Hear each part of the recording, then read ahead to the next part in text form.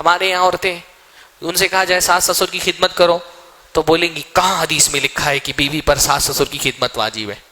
بھئی تو حدیث میں یہ بھی تو نہیں لکھا ہے کہ بیوی کو واشنگ مشین دو، فریج لا کر کے دو، ہاں اس کو ہفتے میں ایک مرتبہ باہر کھانا کھلانے لے کر کے جاؤ، اس کو عید کے دن 10,000 کا جوڑا دلاؤ، کہیں لکھا ہے حدیث کے اندر؟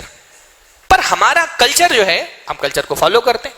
ایک انسان جب شادی کرتا ہے اس کو پتا ہوتا ہے کہ بیوی کو کیا کیا چیزیں مجھے پرووائڈ کرنی ہے. تو ایسے حدیث میں کہیں نہیں لکھا کہ بہو پر ساس سسر کی خدمت واجب ہے، قرآن میں ہی کہیں نہیں لکھا. پر کیونکہ ہمارے کلچر کا حصہ یہ ہے کہ مطلب ساس سسر کی بیسک خدمت، ان کے لیے کھانا بنا دینا، کپڑے وغیرہ دھو دینا، یہ بہویں کرتی ہیں. یہ ہمارے کلچر کا، یہ ہمارے ٹریڈیشن کا، یہ ہمارے عرف کا حصہ ہے، یہ ہمارے کسٹم کا حصہ ہے. تو جو چیز کسٹم کا حصہ ہوتی ہے وہ انڈرسٹوڈ ہوتی ہے. جب آپ نکاح کر رہی تھیں آپ کو یہ پتا تھا کہ کلچر میں بہویں اتنا بیسک خدمت ساس سسر کی کرتی ہیں.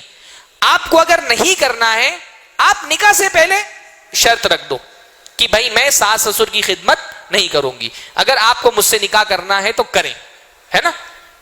کیونکہ ہمارے عرف کا، ٹریڈیشن کا حصہ ہے، ہمارے کلچر کا حصہ ہے. تو گرچہ شوہر بول نہیں رہا لیکن یہ بات انڈرسٹوڈ ہے کہ بھائی بہوؤں کو ساس سسر کی خدمت کرنی پڑتی ہے. فقہ کا ایک قاعدہ ہے المعروف عرفاً کالمشروط شرطاً.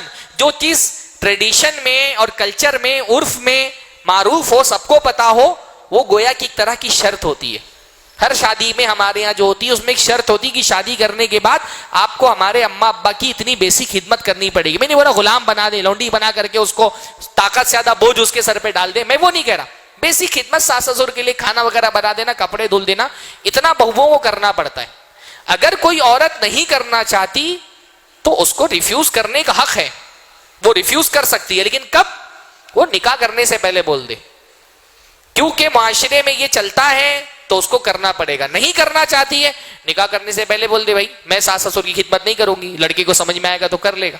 نہیں شادی ہونے کے بعد یہ بولے کہ نہیں ساس سسر کی خدمت کرنا کہیں قرآن میں نہیں لکھا. تو قرآن میں یہ بھی نہیں لکھا ہے کہ بیوی کو یہ چیزیں دو، بیوی کو کام والی بھائی لا کر کے دو، بیوی کو فریج دو، واشنگ مشین دو. ہاں میں تو شوہر بول دے کہ میں گیس سلنڈر نہیں لا کر کے دوں گا. چلو لکڑی پہ، اللہ کے نبی صلی اللہ علیہ وسلم کے زمانے میں گیس سلنڈر تھوڑی ہوتا تھا، چولہا جلا کر کے لکڑی پہ کھانا بناتے. تو شوہر بولے نہیں حدیث میں تو یہ بھی نہیں لکھا ہے کہ گیس سلنڈر لا کر کے دو، تو چلو لکڑی جلا کر کے کھانا بناؤ. نہیں چلے گا نا. حقوق میاں بیوی کی ذمہ داریاں جو ایک دوسرے کے تئیں ہوتی ہیں وہ کلچر اور ٹریڈیشن کے حساب سے طے ہوتے ہیں. کلیئر کر دیا کہ میں نے ہاں واضح ہو گیا نا. تو فرمایا فعاشرہن بالمعروف، جو معروف طریقہ ہے معاشرے میں، سوسائٹی میں ایک اچھے شوہر جو کچھ اپنی بیویوں کو پرووائڈ کرتے ہیں وہ ان کو پرووائڈ کیجیے. جیسے بھی پرانے ادوار میں آپ فقہا کے یہاں بحث ملے گی کہ بیوی کو علاج کرانا شوہر کی ذمہ داری نہیں ہے، اس کے اولیاء کی ذمہ داری، اس کے ماں باپ کی ذمہ داری ہے. لیکن ہمارے دور میں علاج نفقے میں شامل ہے، تو ہم کہتے نہیں بیوی کا علاج کرنا آج کے دور میں شوہر کی ذمہ داری ہے. وہ اولیاء سے نہیں کرائے گا، اس کے سرپرست، اس کے گارڈینز نہیں کریں گے، شوہر ہی کو علاج کرا کے دینا پڑے گا. کیوں؟ کیونکہ ہمارے کلچر میں خرچ اسی کا اٹھانے میں یہ چیز بھی شامل ہے کہ اس کا علاج کرایا جائے. پرانے زمانے میں خرچ پہ اتنا پیسہ نہیں آتا تھا تو فقہا کے یہاں بھی یہ بحثیں مل جاتی ہیں آپ کو.